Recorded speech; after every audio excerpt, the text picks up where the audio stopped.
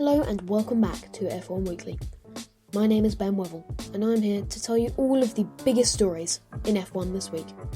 If you like my content, then feel free to like, subscribe, follow or review, depending on which platform that you're listening to me on. I would really appreciate it and it means a lot. Now, you may have noticed that episode 7's primary question had been answered just before it came out, so I'm sorry about that one. I recorded it a few days prior to its release. So in this episode, I'll go into detail about that and some other stories storming through the news this week. Now let's get into episode 8.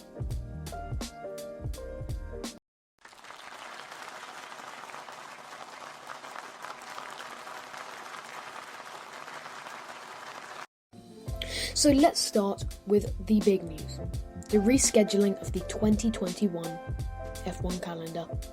Obviously, the most important of these changes is the rescheduling of the Australian Grand Prix to late November. This means, as I predicted last episode, that Bahrain will now become the season opener.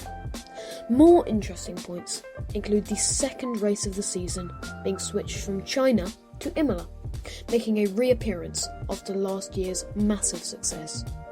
And to top off the controversy of the opening 3 Grand Prix is the race scheduled for the 2nd of May, which is still yet to be decided.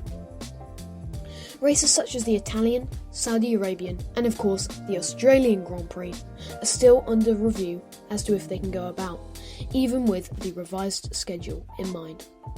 As the CEO and president of F1, Stefano Domenicali says, it's been a busy start to the year at Formula 1.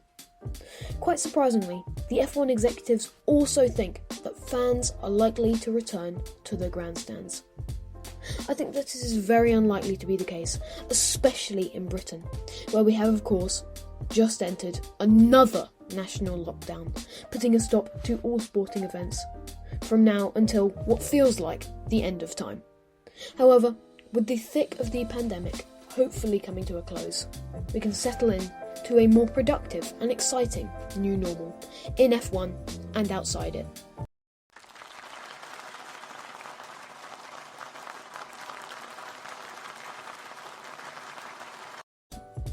Shock news from Alpine this week as well, with the pre-season departure of their team principal, Cyril Abiteboul, after 19 years with the team.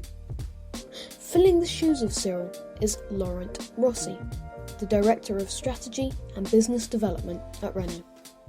It was expected that Cyril would move to a different role in the team next season, after a management shake-up, but has surprised us all with a full retirement. However, after looking at the past few years of Renault, it is clear to see how the executives will have been disappointed by the team's performance. They expected big things in 2016, the year of Renault's re-entry to the sport, with thoughts of podiums by year 3 and title contender status by 5. This, as we know, was not to be. To lose someone of such value to the team is an interesting decision, but it may prove to be a necessary one, with steps needing to be taken if Alpine want to be the best team they can be in 2021. But Rossi is a pretty lacklustre decision. Despite having joined the team in 2000, continuing to work with them until 2009, then rejoining in 2018, he does not have a big amount of F1 experience.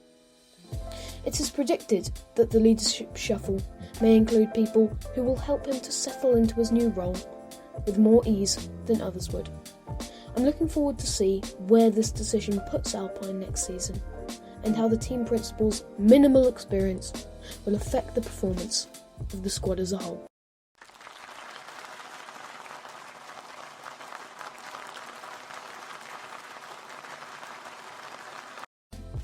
Thank you for listening to episode 8 of F1 Weekly. Once again, make sure to support the podcast by liking, subscribing, following or reviewing, and I'll see you next time for more F1 news.